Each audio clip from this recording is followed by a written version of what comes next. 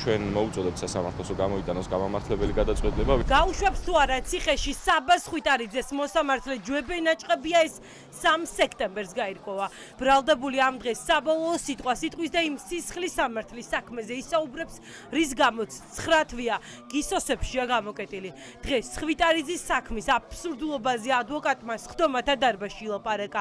სასამართლოს გაახსენა, რომ ხვიტარიძეს პოლიციელ მირიან ქავთარაძეზე თავდასხვას დავებოდნენ, თუმცა პროკურატურამაც კი აღიარა, რომ ეს ბრალი დაუსაბუთებელი იყო. Ardginდება დანაშაულის სუბიექტი და რომც დადგინდეს დანაშაულის სუბიექტი, ჩვენ გვაქვს ვიდეო ჩანაწერი, სადაც თავად მირიან ქავთარაძე არის პირი, რომელიც იწყებს დაპირისპირებას შესაბამისად, ყველამ კარგად ვიცით, რომ მნიშვნელობა არ აქვს, შეიძლება პოლიციელი იყოს, შეიძლება არ იყოს პოლიციელი, თუ ის იწყებს დაპირისპირებას, ის არის პირველადი თავდამსხმელი და ყველა ადამიანს, ყველა იქ შეკრებილ ადამიანს თავისუფლად ჰქონდა მირიან ქავთარაძის მოგერიების უფლება და ასეც მოხდა. ახლა საბას ხვიტარიძეს გამოძიება ჯანმრთელობის განზრახ მსუბუქ დაზიანებას ედავება. დანაშაული 6 თვიდან 3 წლამდე პატიმრობას ითვალისწინებს. ხვიტარიძის ოჯახს ობიექტური სასამართლოს იმედი არ აქვს. არ ვიცი რას გადაწყვეტავენ ესენი, იმიტომ რომ რაღაცა გვეთამაშებიან, ძალიან ნერვებზე თამაშობენ, ფიქრობენ რომ ერთს გამოუშვებენ, სხვას დატოვებენ. რადგან გადაუკვალიფიცირეს, ვერაფერი ვერ დაუმტკიცეს, შესაძლოა რომ აკმარონეს 9 თვე და ჩემი შვილიშვილი დაბრუნდეს სახლში და ისევ ჩადგეს ქვეყნის სამსახურში. სამართლიანობა რო იყოს საბასახში უნდა მყავდეს ეხლა. რადგან ვერაფერი ვერ დაუმტკიცეს, რადგან გამართლა რომ ისინი იყვნენ ტიტუშკები და საბამ თავისი მეგობარი გოგონა დაიცვა. 3 სექტემბერს ხვიტარიძის განაჩენის გამოცხადების შემდეგ საქალაქო სასამართლოში ნიკა კაცია უნდა გაასამართლოს. დატყვევებული ჟურნალისტი დღესაც იყო მზად საბოლოო სიტყვით მიემართა მოსამართლისთვის, თუმცა პროცესი თამარ მჭედრიშვილმა გადადო. ეს არ არის ვინმე სიმართლე, საუბარია ერთ სიმართლეზე. მე ვარ დარწმუნებული ერთადერთ სიმართლეში. მაინტერესებს საიდან მოვიდა ნარკოტიკი, რომელიც ფიზიკურად თვალით არ მინახავს. მარტო იმიტომ, რომ ტატუები აქვს, მუსიკა უყვარს, მოდი ახლა ნარკოტიკი ჩავუდოთ სიგიჟია. როცა ადამიანს რაიმე საბრალებ, იქ გამოძიებაც არ არის ჩასატარებელი. ასეც მოიქცნენ ვიდეო, რომ გადაეღოთ თავის თავს ამხედნენ. თავისი ჩადებით, თავისი გინებით. კაციამ ამ სიტყვით სასამართლოს ადვოკატის დაასკვნითი სიტყვის შემდეგ მიმართა. ჟურნალისტის უფლებადამცველმა მოსამართლეს დღეს სამხარაულის ეროვნული ბიუროს 2 დასკვნა გაახსენა, სადაც ნათქვამია, რომ ექსპერტიზამ კაციას ვერც სხეულში პოვა ნარკოტიკის კვალი და ვერც თმის ნიმუში.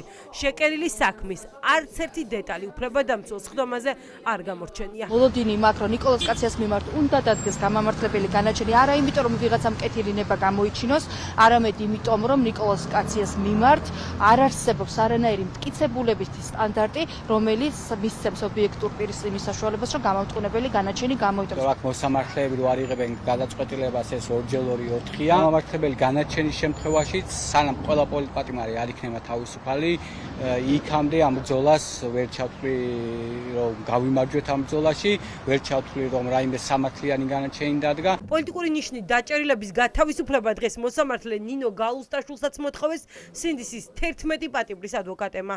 სასამართლომ მსახიობ ანდრო ჭიჭინაძის ადვოკატების სიტყვა მოისმინა.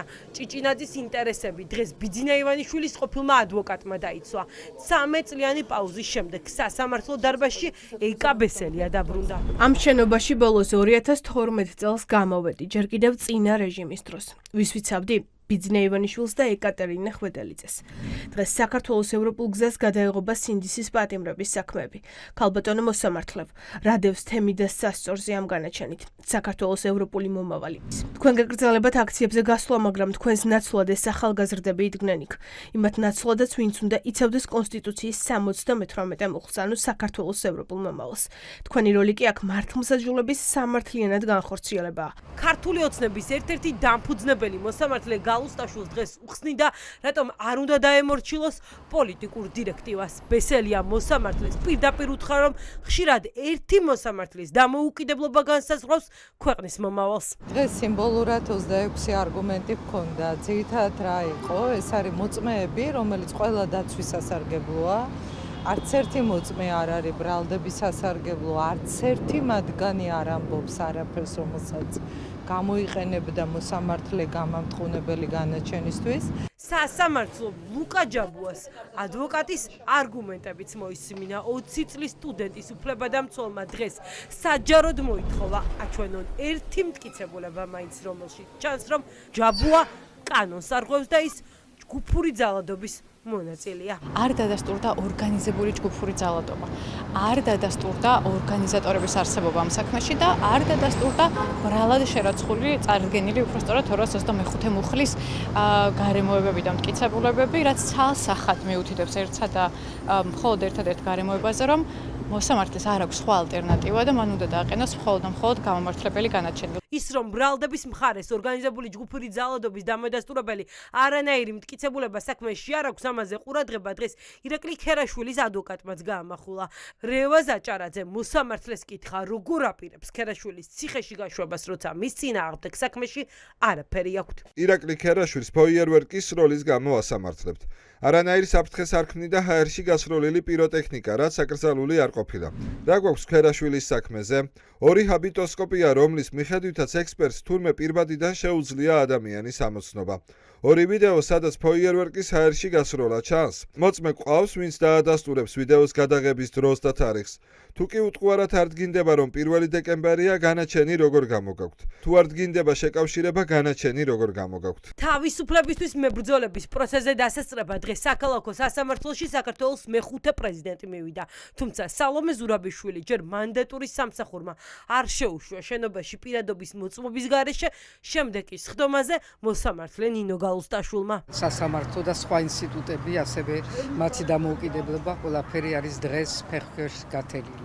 ამიტომ ვიცით რა არის სასამართლო, თუმცა სანამ განაჩენი გამოტანილი არის, ადამიანს ყოველთვის უნდა დაუტოვო შანსი, რომ თვითონ აიღოს თავისი პასუხისგებლობა, თავისი სინდისი აალაპარაკოს და ამიტომ არ მიყვარს, რომ წინასწარ ვთქვათ, რომ მოსამართლეს რომელიმესი იმედი არ აქვს, სასამართლოსი არ აქვს, მაგრამ მოსამართლეს როგორც ადამიანი თავისუფალი და პასუხისგებელი მაინც ჰქონდეს. დარბაზიდან გათავისუფლება, მუხლის შეცვლა თუ ციხეში ბევრი წლით გაშვება. რა განაჩენს გამოუტას მოსამართლე გალუსტაშვილის სინდისის 11 პატიმარს ეს ერთი კვირის ვადაში გაირკვევა.